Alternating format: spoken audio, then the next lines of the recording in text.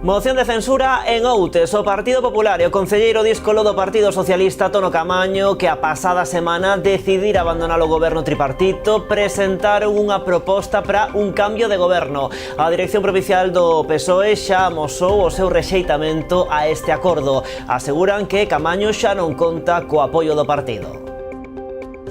Que tal, saúdos? Pídenlle a Caamaño que renuncia a súa acta de concelleiro ou senón vano expulsar da formación. De contado, imos cos detalles, antes outras novas. Primeira protesta dos traballadores do Hospital Quirón Salud Miguel Domínguez de Pontevedra contra os recortes. Hoxe concentráronse ás portas do centro para denunciar a decisión de pechar a unidade de cuidados intensivos e de despedir a 9 membros do persoal de outros servizos. O calendario de movilizacións continuará ata que os traballadores sexan recibidos polos responsables do Grupo Quirón Salud de Madrid. Aprobado de xeito provisional o Plan Xeral de Ordenación Municipal do Concello do Grove, o Pleno deu luz verde ao documento que agora pasa a depender do visto bo da Xunta. O Pexón seguiu adiante tras conseguir os votos a favor do Partido Socialista e de Esquerda Unida e a abstención de BNG e PP.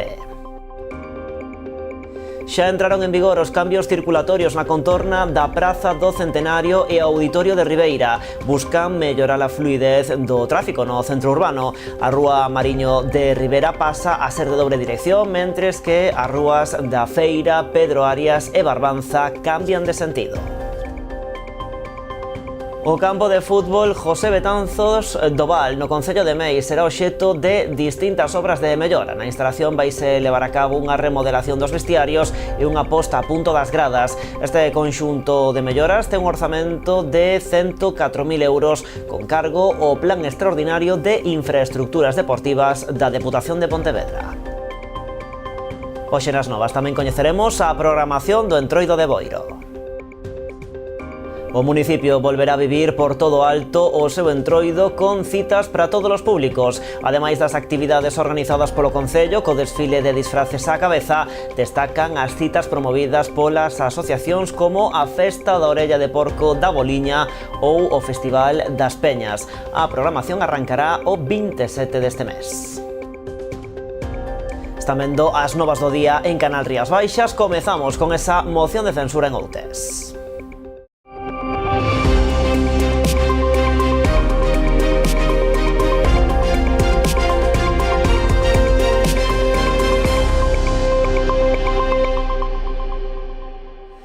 Moción de censura en Outes. Esta mañá o Partido Popular e o concelleiro díscolo do Partido Socialista Tono Caamaño, que a pasada semana decidira abandonar o goberno tripartito, presentaron a proposta para un cambio de goberno. A dirección provincial do PSOE xa amosou o seu rexeitamento a este acordo. Aseguran que Caamaño xa non conta co apoio do partido.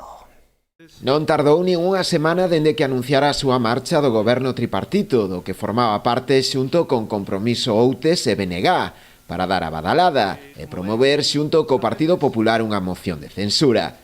Esta mañá presentaban xa o escrito no Concello contra o alcalde Manolo González, coa intención de formar un novo equipo de goberno. No escrito sinalan que con este paso agardan rematar coa situación de inestabilidade que se vive agora no Concello. A nova caeu como unha bomba, pois ninguén agardaba este xiro de guión. Primeiro no actual goberno outense, que polo de agora non fai declaracións, pero tamén na propia veciñanza.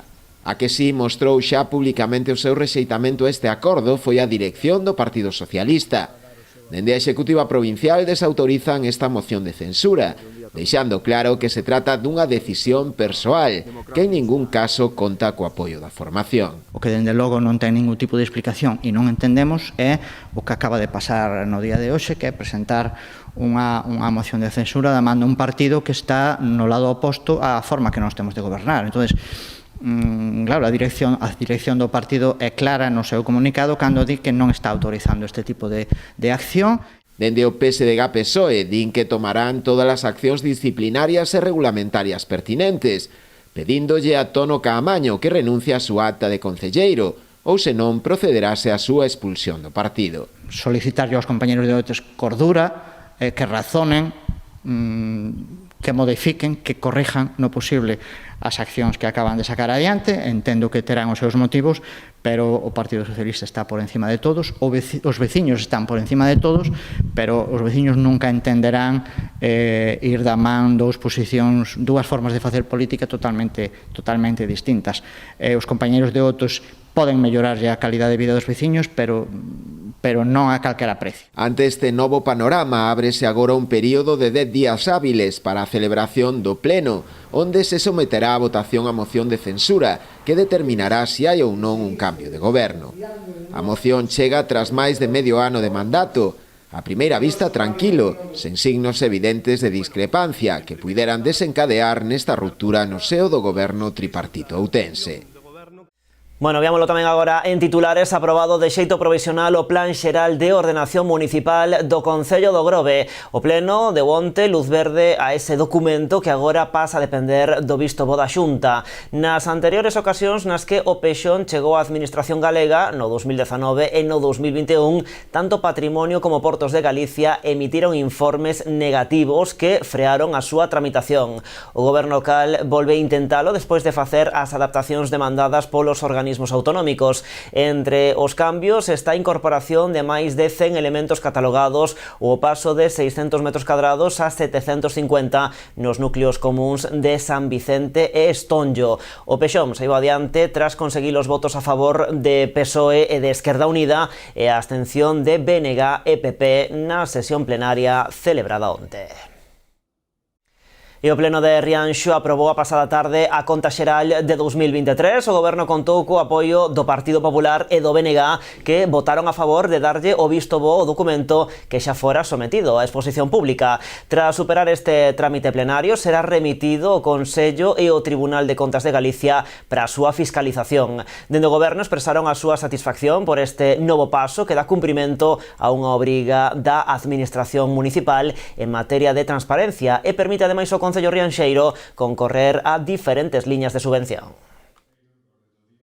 O Concello de Pontevedra prepara unha batería de proxectos para optar aos fondos europeos do Plan de Estrategia de Desenvolvemento Integrado Local, os coñecidos como o SEDIL. A intención do Goberno é optar á contía máxima de subvención que acada os 20 millóns de euros. Incluirá na súa proposta actuacións en 3 barrios dirixidas a transformalos aplicando os mesmos parámetros que no centro da cidade. Son proxectos para Monteporreiro, para a Seca e Valdecorvos e tamén para a Parda. O Concello de Pontevedra perfila os proxectos cos que concorrerá a convocatoria de fondos europeos dos plans de estrategia de desenvolvemento integrado local, EDIL.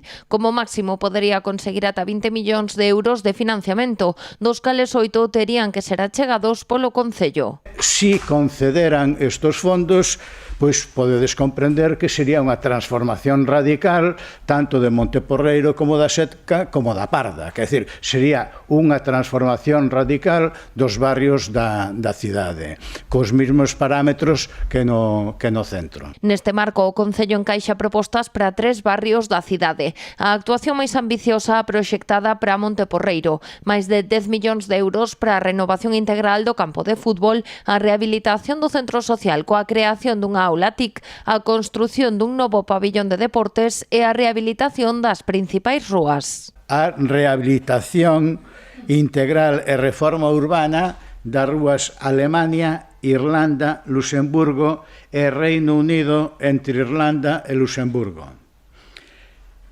Por que esa actuación? Porque esa rehabilitación integral nos incluiría a conexión de todos os equipamentos do barrio. Outro proxecto que o Concello quere incluir nos fondos é o do Parque da Parda. Trátase dunha obra en fase de licitación e que suporía o 20% da contía total. Coa súa inclusión cumpriríase outro requisito do SEDIL, que a mediados de 2027 estean pagados o 20% dos fondos concedidos. Tamén se incluiría a actuación no barrio da Seca Valdecorvos con outro 20% dos fondos. Toda esa cuberta do tren pois iría nos mesmos términos de verde, equipamentos deportivos para poder xogar, etc. Sería facer unha gran plaza de centralidade parroquial de centralidade de barrio, que incluiría non só a cuberta, senón tamén a entrada ao barrio da Seca. E ao mesmo tempo a creación de zonas inundables en Valdecorvos. Finalmente, o resto das axudas serán para as solucións TICs municipais. O Concello ten o vindeiro 28 de febreiro para presentar a súa solicitude. Xa entraron en vigor os cambios circulatorios na contorna da Praza do Centenario e o Auditorio de Ribeira. Buscan mellorar a fluidez do tráfico no centro urbano. A rúa Mariño de Rivera pasa a ser de dobre dirección, mentres que as rúas da Feira, Pedro Arias e Barbanza cambian de sentido. Os condutores que estes días circulan pola contorna das Casas Baratas e a Praza do Centenario en pleno centro de Ribeira poden comprobar xa os cambios circulatorios que se veñen de implantar, co obxectivo de gañar fluidez no tráfico e incrementar os espazos para o estacionamento. Calquera veciño ou veciña que a día de hoxe non o saiba poderá acudir á zona das Avesadas se transcorre polo Conservatorio ou ben pola Mariño de Rivera collendo por arriba para os xulgados. É unha proposta nova de circulación viaria que facemos para gañar fluidez e tamén gañar novas prazas de estacionamento gratuito para toda a poboación nun espazo moi céntrico como é a Praza Centenario e o novo Auditorio de Ribeira. As principais modificacións residen na rúa Mariño de Rivera, que pasa a ser de dobre dirección para facilitar o acceso aos xulgados e a sede da Policía Local. Ademais, tras a apertura do novo treito da rúa Barbanza, que discorre en paralelo ao auditorio, tanto esta vía como a rúa da Feira e Pedro Arias modifican o seu sentido de circulación. A semana pasada facíamos a pintura viaria de toda a rúa Barbanza, que finalmente quedou aberta ao tráfico, onde gañamos preto dunhas 15 prazas de estacionamento gratuito para toda a poboación e ademais reorganizamos o tráfico na Mariño de Rivera e na rúa Barbanza para facilitar que a fluidez do tráfico non só nesas dúas rúas, a Mariño de Rivera e a rúa Barbanza, que é a que pasa por diante dos xulgados e a traseira do auditorio, pois gañe esa fluidez, senón tamén para desconxestionar en boa medida o tráfico que absorbe a Rodríguez Bautista. Sabemos que agora mesmo está habendo obras na Praza do Centenario e iso implica certas molestias e certas retencións.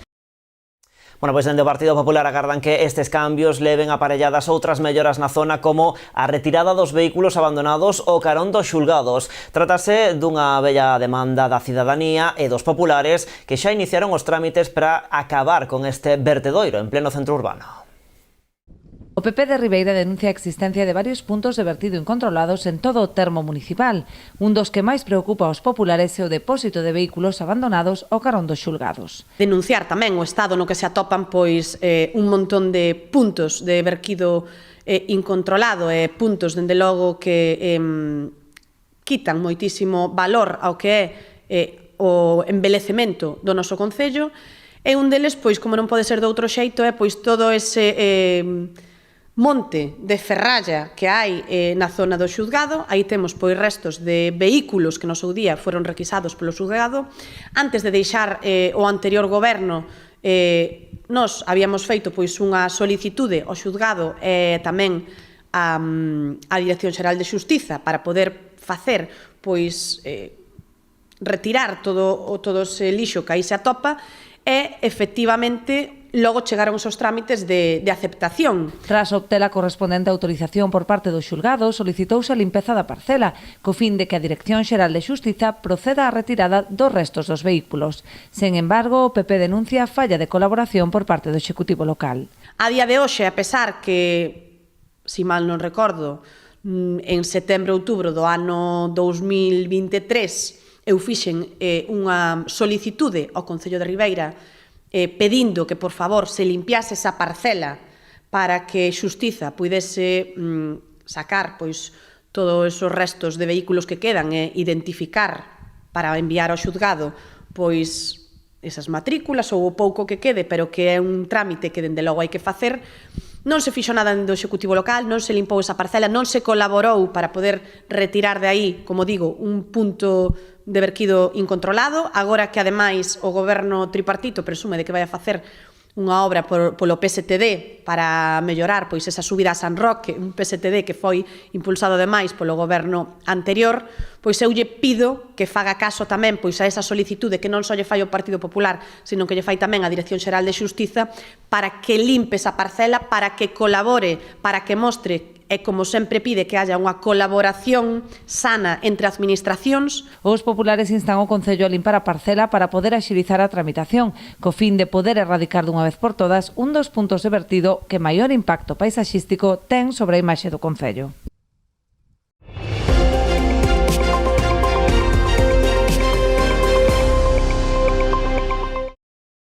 Primeira protesta dos traballadores do Hospital Quirón Salud Miguel Domínguez de Pontevedra contra os recortes. Hoxe concentráronse ás portas do centro para denunciar a decisión de pechar a unidade de cuidados intensivos e de despedir a 9 membros do persoal doutros servizos. O calendario de movilizacións continuará ata que os traballadores sexan recibidos polos responsables do Grupo Quirón Salud en Madrid. Os traballadores do Hospital Quirón Salud Miguel Domínguez de Pontevedra celebraron esta mañá a primeira das súas anunciadas movilizacións. Protestan contra a decisión de pechar a UCI do centro e de despedir a 8 persoas. La empresa ha sacado un boletín informativo esta mañana donde el gerente da ciertas explicaciones y vuelven a decir lo mismo, que los despidos es por la digitalización después de revisar los circuitos y que era necesario despedir a esa gente, que son decisiones difíciles de tomar, pero que hay que tomarlas para que la empresa continúe adelante. Denuncian a xestión que se está a facer deste hospital e consideran que todas as decisións van dirixidas a empeorar a atención ao paciente. Es el único hospital privado en Pontevedra, con un concierto firmado con el Sergas a 3 años con un máximo de 11 millones y creemos que se debería gestionar de otra manera, que tiene recursos, que tiene instalaciones y que el cierre de servicios no es la solución y el despido del personal tampoco. Por iso teñen previsto un calendario de movilizacións con máis concentracións ás portas do hospital.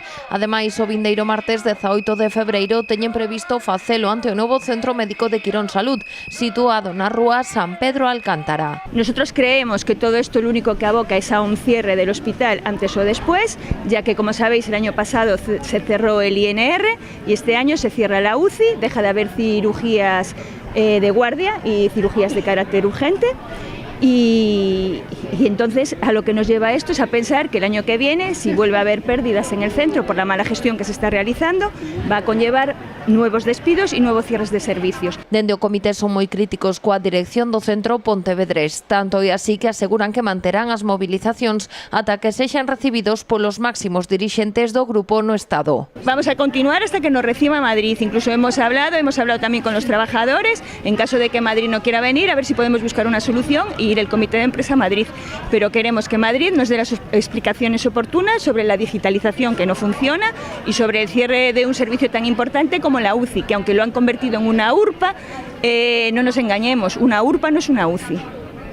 Entonces vienen pacientes por urgencias, con problemas de cirugía y se están trasladando a otros centros. Na movilización de hoxe participaron ao redor de medio cento de traballadores. E hoxe comezaron no convento de Santa Clara en Pontevedra os traballos de retirada do retablo da Virxe dos Desamparados para o seu posterior traslado a Santiago de Compostela. Faise despois de que as clarisas exerceran o seu dereito a recuperar a peza que se instalará no convento que a orde ten na cidade. Esta posibilidade estaba recollida no contrato de compravenda do convento asinado co Concello de Pontevedra e o traslado contou co visto bo da Dirección Xeral de Patrimonio da Xunta.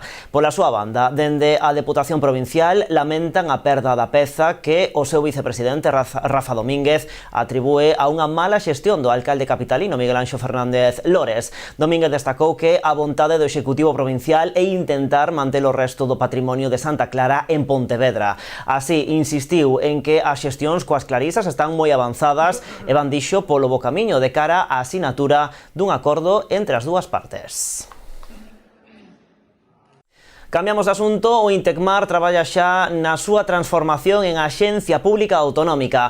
O Instituto Tecnolóxico para o Control do Medio Mariño de Galicia, con base en Vilaxoán, calcula que ese cambio administrativo podería estar completado a finais deste ano. Esta mañá visitou ese centro o conselleiro do Mar, logo de acompañar os técnicos a unha recollida de mostraxes na Ría da Arousa. O Instituto Tecnolóxico pro Control do Medio Mariño de Galicia afronta o 2025 cun gran reto, a súa transformación en axencia pública autonómica. De hecho, nosotros ya prácticamente actuamos como agencia, es decir, las cuentas están públicas, el contrato programa está publicado, está hecho, pero bueno, seguimos siendo un ente público. Es un cambio administrativo. Yo creo que a efectos de trabajo, evidentemente vamos a tener que dar el mismo servicio que estamos dando, porque y como agencia pública autonómica todavía máis. Segundo a directora do Intecmar, este cambio podería estar completado a finais deste ano ou xa ao longo do 2026. Covadonga Salgado tamén marca como unha prioridade un mellor aproveitamento das instalacións. Hai que ir adaptándose a las normativas que vayan saliendo, hai que ir implementando la compra de equipos, hemos ampliado espacios que teníamos en desuso, entonces siempre hay opciones de mejora que en todas las líneas, equipamiento nuevo. Declaracións da responsable do centro logo da visita desta mañá do conselleiro do Mar. Alfonso Villares asistiu nun bateiro á recollida de mostraxes na Ría da Arousa. Despois percorreu as instalacións onde logo se fan as distintas análises e controis. Centro de referencia, polo tanto, onde garantizamos a seguridade alimentaria dos nosos produtos, dos produtos galegos do mar. Tamén, sin dúda ninguna, tamén con apartados e con xente destinada tamén para mirar a propia sanidade animal, tamén para estudiar calquer posible contaminación marítima, incluso tamén para emerxencias. A verdade é que son máis de 70 técnicos que están a traballar aquí no Intecmar. A visita ao Intecmar tivo lugar antes de que este mediodía o conselleiro se reunise con patróns maiores da Ría da Arousa pola situación que atravesa o sector marisqueiro. Un encontro que tivo lugar a petición dos responsables dos pósitos que reclaman á Xunta que actúe con urxencia logo de cifrar en 47 millóns de euros as perdas do sector dende o ano 2021. E os alcaldes de Boiro, Rianxo e A Pobra visitaban esta mañá o Centro de Formación de Espiñeira, onde se está a desenvolver o Programa Integrado de Emprego. Hai anos que as tres administracións colaboran nesta iniciativa conxunta que ven acadando índices de inserción laboral moi elevados. Un cento de alumnos participan no Programa Integrado de Emprego que promoven os concellos de Boiro, A Pobra e Rianxo grazas a unha subvención autonómica. Os tres alcaldes desprazáronse ata o Centro de Formación de Espiñeira, onde se están a impartir as sesións formativas para coñecer o avance do programa iniciado no mes de outubro. Falar un pouco co alumnado e co profesorado e ver como vai indo a formación cos alumnos e as necesidades que teñen. A verdade é que estamos contentos como se está desarrollando estas accións formativas e unha aposta dos tres concellos pola formación e as necesidades que teñen as nosas empresas na comarca, non? Hai xa anos que os tres concellos decidiron emprender esta andaina conxunta para favorecer a empregabilidade da veciñanza, con itinerarios personalizados enfocados ás necesidades de contratación dos sectores produtivos da zona. Os resultados, ata o de agora, son moi positivos. O programa de integrado de emprego do ano pasado pechouse con prácticamente o 70% de inserción laboral, non? O cual manifesta que, por un lado, que a estrategia que o programa seguiu foi acertada e que ademais a maneira de facelo conxuntamente tamén dá resultados positivos, non? Ademais do PIE, os tres concellos tamén colaboran no programa de garantía xuvenil no que 15 mozos da comarca reciben formación en materia de montaxe de equipos informáticos e operacións auxiliares con tecnoloxías da información e comunicación. Un curso sobre microinformática, estaban ali facendo traballos de diferente tipo e a verdade, resulta moi agradable, moi gratificante ver que toda esa xente se pode integrar facilmente no mercado de traballo. A volta da publicidade falamos do Entroido, en concreto da programación que xa teñen preparada no Concello de Boiro.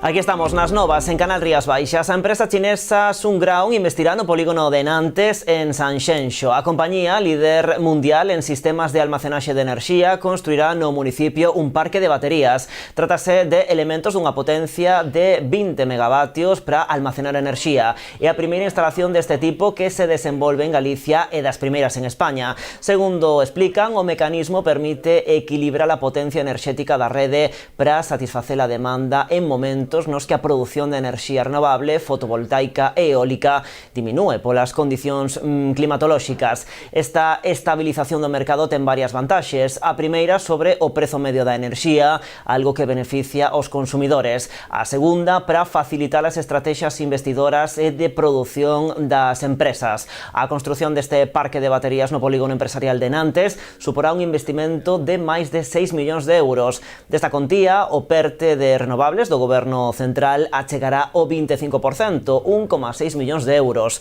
En Galicia tan só foron aprobados 2 proxectos deste tipo, outro en Lugo. Hoxe, representantes da empresa foron recibidos en Pontevedra polo subdelegado do Goberno, Abel Losada.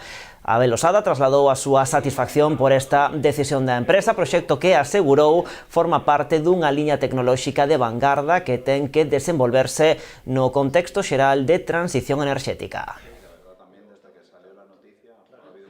Meaño estrea a iluminación no polígono da Pedreira. A actuación beneficia un treito de rúa duns 400 metros que ata o momento carecía de alumeado. A dotación deste servizo contou cunha achega da Xunta grazas a un programa da Consellería de Industria. O Goberno galego achegou o 80% do investimento que aquí se fixo, que ascendeu en total a 48.000 euros.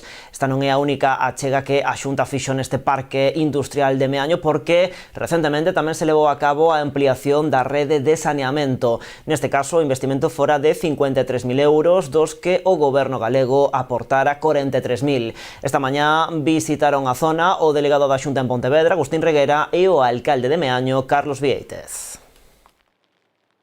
Unha obra que foi cofinanciada pola Xunta de Galicia e polo Concello de Meaño, cun importe de 48.000 euros, dos que a Xunta puxo 36 e a diferencia o puxo o Concello. Por lo tanto, trátase dunha obra importante, dunha obra na que precisamente vai a evitar, non evitar, pero sí a disminuir a peligrosidade aquí durante as noites e, polo tanto, bueno, é un avance importante. A actuación consisteu en instalar 14 luminarias, o sea, facer as zanxas, cableado, volver a pavimentar e instalar 14 luminarias LED.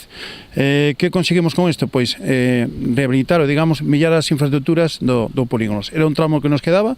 Na convocatoria anterior de subvención da Xunta de Galicia habíamos instalado saneamento e nesta recente instalamos a iluminación no tramo que nos quedaba. E o campo de fútbol José Betanzos do Val, no Concello de Meis, será obxecto de distintas obras de mellora. Na instalación vaise levar a cabo unha remodelación dos vestiarios e unha posta a punto das gradas. Alí, ademais da súa adecuación, vanse renovar as máis de 300 cadeiras coas que conta. Unha reforma, apuntaron, que permitirá aos equipos seareiros gozar moito máis da práctica deportiva, en especial a canteira de preto dun cento de rapaces que a Cotío usa estas instalacións. Este conxunto de melloras ten un orzamento de 104.000 euros. Vaise executar con cargo o Plan Extraordinario de Infraestructuras Deportivas da Deputación. Esta mañá visitaban o campo de fútbol a alcaldesa de Meis, Marta Giraldez, xunto cos deputados provinciais Javier Tourís e Marcos Guisasola. Dende o organismo provincial salientaron o éxito deste plan que, na súa segunda convocatoria, duplica os seus fondos pasando dos 4 aos 8 millóns de euros. Bueno, estes vestuarios a verdade que estaban nun estado bastante malo. É certo que o goberno do Concello foi facendo obras pouco a pouco, pero sí que se precisaba xa unha remodelación en profundidade e, bueno, con esta obra se van a cambiar pavimentos, falsoteitos, se van a mellorar a fontanería, a electricidade e, bueno, na parte da grada, a parte de cambiar as máis de 300 bancadas que hai, tamén se van a pintar, hai paredes que teñen moita humidade, é dicir, se lle vai a dar un lavado de cara que vai a redondar nunha mellor imaxe deste campo. Unha inversión superior a 100.000 euros que a Diputación de Pontevedra o éxito que tivo o ano pasado o primer plan de infraestructuras deportivas con 4 millóns de euros, este ano puxose un plan de infraestructuras deportivas de 8 millóns de euros, o doble, non? E nada, nós estamos encantados de que os concellos da provincia de Pontevedra dotar das necesidades, como vemos aquí neste campo, aquí acompañados da alcaldesa máis do diputado Marcos Guisasola, das necesidades reales que hai neste campo.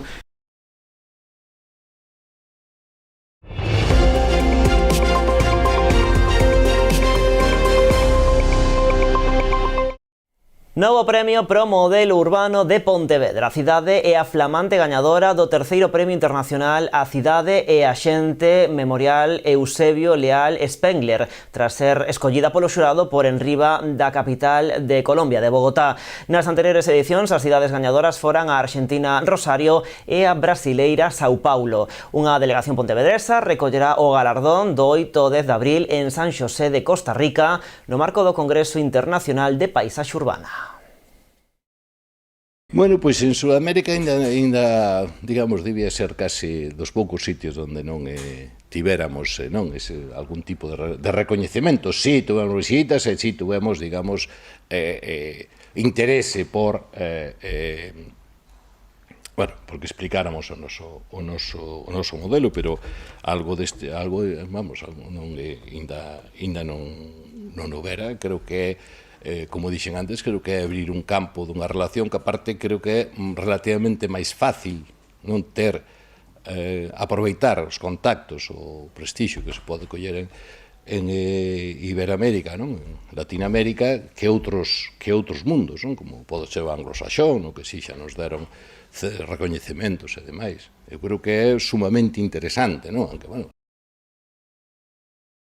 Seguimos falando de Pontevedra porque a cidade acolle esta fin de semana o Campeonato Galego de categorías base de piscina, de salvamento e socorrismo. Será no Complexo Deportivo Rías do Sur. A cita reunirá a preto de 400 deportistas de 13 clubes de toda Galicia. A eles súmanse máis de 30 persoas da organización. Segundo os cálculos, o campeonato contará cunha afluencia próxima ás 800 persoas.